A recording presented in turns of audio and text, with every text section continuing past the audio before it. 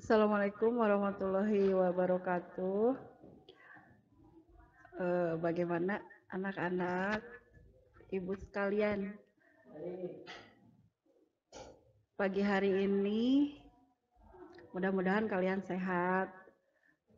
Kita bisa mengikuti pelajaran dengan baik. Mudah-mudahan kalian bisa menyimak, bisa memahami, walaupun di masa pandemi ini kita belajarnya secara virtual. Nah, tujuan pembelajaran hari ini kita mulai dengan ucapan bismillah. Yang akan kita bahas adalah teks persuasi. Ya, nah di sini ada kita bahas dulu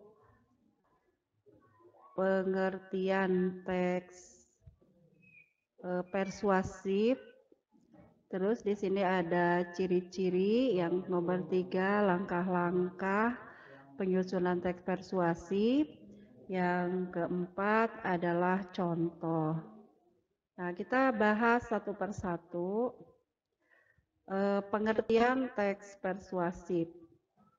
Nah, di sini ada, silakan kalian simak baik-baik. Pemahaman persuasi berasal dari kata bahasa Inggris persuade, ya, yang berarti mengajak, membujuk, merayu, atau menyuruh pembaca sehingga terpengaruh oleh untuk mengikuti keinginan penulis. Nah, jadi berarti di sini penulis menulis teks persuasi yang isinya mengajak, membujuk. Mengajak di sini adalah menggunakan kalimat-kalimat ajakan. Nah, membujuk berarti di sini menggunakan kalimat sugestif, ya, supaya apa yang kita maksud, apa yang kita inginkan, atau apa yang kita maksudkan di dalam isi teks persuasif, pembaca bisa mengikuti apa yang dianjurkan atau apa yang akan dilakukan, gitu ya. Nah, jadi di sini dalam teks persuasif isinya menyuruh, mengajak, atau membujuk, gitu ya. Nah, mudah-mudahan kalian paham, ya. Nah, terus yang kedua, ciri-ciri dan struktur teks persuasif. Nah, di sini ada ciri-cirinya. Satu, disusun dengan kalimat-kalimat yang mengandung fakta sehingga mempengaruhi isi kalimat yang bersifat mengajak ataupun membujuk pembaca. Nah, disusun dengan kalimat-kalimat yang mendukung fakta. Nah, biasanya pembaca di sini mengikuti apa yang diajak oleh penulis, gitu ya. Nah, jadi di sini harus membubuhkan ada faktanya, gitu ya. Jadi pembaca itu melihat fakta atau membaca di sana ada kalimat-kalimat faktanya, ataupun apa yang kita dianjurkan, apa yang kita diharuskan, gitu ya. Nah, di sini ada yang kalimatnya harus mengandung fakta sehingga mempengaruhi isi kalimat yang bersifat mengajak itu pembaca tidak meragukan apa yang kita suruh, apa yang kita inginkan, gitu ya. Nah, terus nomor 2, bahasa yang digunakan dalam teks persuasif bersifat provokatif. Nah, bersifat provokatif ini adalah mempengaruhi, ya, mempengaruhi pembaca. Nah, apa yang diharuskan, apa yang dianjurkan sehingga pembaca itu dapat mengikuti apa yang kita anjurkan dalam teks tersebut. Nah, jadi dalam persuasif di sini ada bersifat provokatif.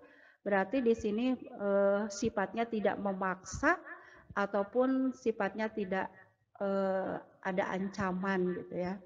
Nah, terus yang nomor 3, berisi makna yang bersifat mendorong sehingga dan mempengaruhi terhadap satu hal kepada pembaca. Nah, di sini berisi makna yang bersifat mendorong, berarti kalimat-kalimat motivasi, gitu ya, motivasi untuk pembaca bahwa yang dianjurkan kita di dalam tulisan itu bisa diikuti, gitu ya. Nah, sehingga apresiasi dari pembaca ya timbul keinginan untuk bisa mengikuti apa yang dianjurkan oleh penulis dalam teks. Terus yang terakhir, biasanya menggunakan kata ajakan seperti ayo, mari, lakukanlah, dan banyak lagi ya. Nah, seperti contoh, dengan menggunakan kata ayo berarti mengajak ya, mengajak. Contoh, ayo kita menjaga kesehatan supaya tubuh kita sehat dan seterusnya. Itu ayo, mari, lakukanlah dan sebagainya, itu termasuk ke kalimat ajakan. Terus yang selanjutnya, di sini ada struktur teks persuasif, di antara ada pengenalan isu. Yang kedua, rangkaian argumen. Yang ketiga, pernyataan ajakan. Yang keempat, penegasan kembali atas data-data sebelumnya. Ya, nomor 1 kita bahas. Di sini apa yang dinamakan pengenalan isu.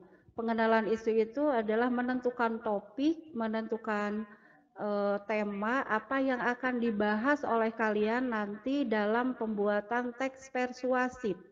Ya, nah jadi tentukan dulu temanya, tentukan dulu apa yang akan dibahas atau topiknya apa. Nah, terus yang kedua, rangkaian argumen.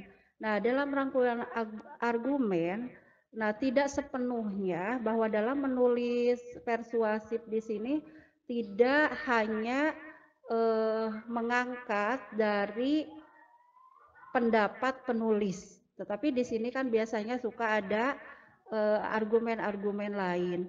Nah, kalau misalnya di dalam teks yang kita buat ada argumen lain, nah kamu harus membubuhkan bahwa argumen atau pendapat dari referensinya dari mana. Misalnya kita dapat referensi dari buku, misalnya bukunya judulnya apa, terusan nama pengarangnya siapa, terbit tahun berapa. Nah, di sana harus lengkap bahwa rangkaian argumen itu harus diterterakan sumber dan referensinya, selain dari pendapat kita sebagai penulis. Ya. Nah, nomor 3, pernyataan ajakan. Nah, di dalam penulisan teks argumen, nah di sini dianjurkan ada kalimat-kalimat ajakan, karena di sini kita mengajak ya dalam teks tersebut, dalam teks persuasif di sini kita mengajak untuk melakukan sesuatu atau untuk melaksanakan atau apa yang dimaksud dalam teks persuasi di sini kita supaya audien itu bisa atau pembaca bisa mengikuti apa yang dianjurkan oleh kita. Ya, jadi di sini harus banyak pernyataan ajakan. Tetapi di sini menggunakan bahasa yang halus atau bahasa yang tidak arogan atau menggunakan bahasa yang sopan dengan menggunakan ajakan. Biasanya menyatakan ajakan, pernyataan ajakan dalam satu hal yang kita inginkan itu tidak menggunakan tanda seru, tapi cuma di sini ada pernyataan ajakannya tidak menggunakan atau kalimat-kalimatnya tidak menggunakan tanda seru ya. Terus yang keempat, penegasan kembali atas data-data sebelumnya. Nah, di sini ada biasanya di akhir kalimat ya, akhir kalimat digunakan kata demikian gitu ya, demikianlah atau oleh karenanya. Nah, itu bubuhkan di akhir kalimat setelah kita selesai ya menulis argumen-argumen dalam teks persuasi. Nah, terus yang selanjutnya di sini ada langkah-langkah menyusun teks persuasi. Di antaranya ya, 1, menentukan tema atau topik. Nah, di sini langkah pertama yang harus kalian lakukan adalah menentukan tema atau topik. Topik apa yang akan kamu bahas di sini yang pertama. Terus yang kedua, membuat kerangka teks. Nah, kalian sebelum membahas tentang apa yang akan dibahas, kalian tentukan dulu atau kerangka teksnya, apa saja yang akan dibuat atau apa yang akan dibahas di dalam membahas tema yang akan kamu tulis ya. Jadi di sini kerangkanya dulu pertama.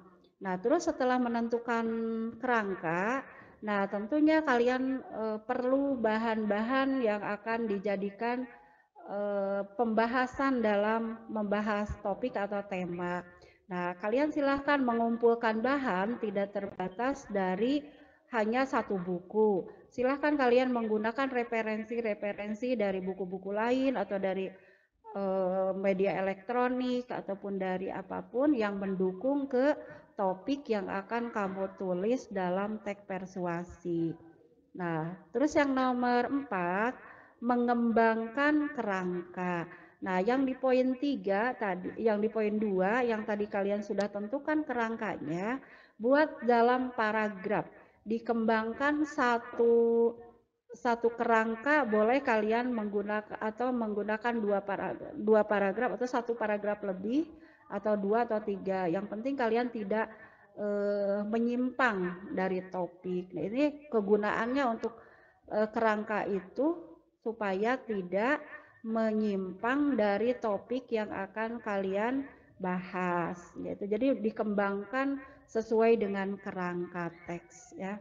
Nah, nomor 5, mencantumkan kalimat persuasif ya. Persuasif yang tadi yang Ibu jelaskan, cantumkan di akhir tulisan kalian ya, kalimat-kalimat persuasif, kalimat ajakan, kalimat membujuk gitu ya, supaya apa yang dipaparkan dalam teks kita gitu ya bisa terapresiasi oleh pembaca ya. Tuh. Terus yang selanjutnya, nah di sini ada contoh teks persuasif. Nah, lihat di sana. Kalian coba ditelaah, di sini ada 3 paragraf ya, ada 3 paragraf. Coba kalian tentukan temanya apa. Terus di sana yang termasuk ke isi teksnya yang mana gitu ya. Apakah sudah sesuai dengan apa? Dengan syarat atau bukan dengan syarat, dengan ciri dan strukturnya gitu ya.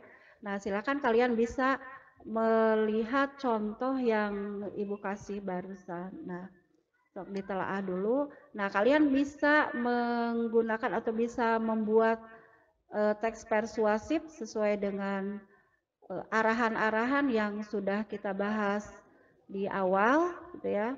Silakan kalian bisa membuat teksnya dengan bahan-bahan yang kalian punya atau kalian ada di perpus atau dari media-media elektronik. Silakan kalian untuk sebagai latihan gitu ya, sebagai latihan setelah pembelajaran ini selesai. Ya, mungkin pembelajaran hari ini cukup sekian ya. Mungkin nanti kalau misalnya ada yang belum paham atau yang ada keraguan-raguan dalam dalam pembahasan hari ini atau pagi ini, kalian boleh bertanya melalui WhatsApp atau nanti ada kesempatan kalian bertemu di sekolah, kita bertanya jawab gitu ya tentang pembahasan hari ini.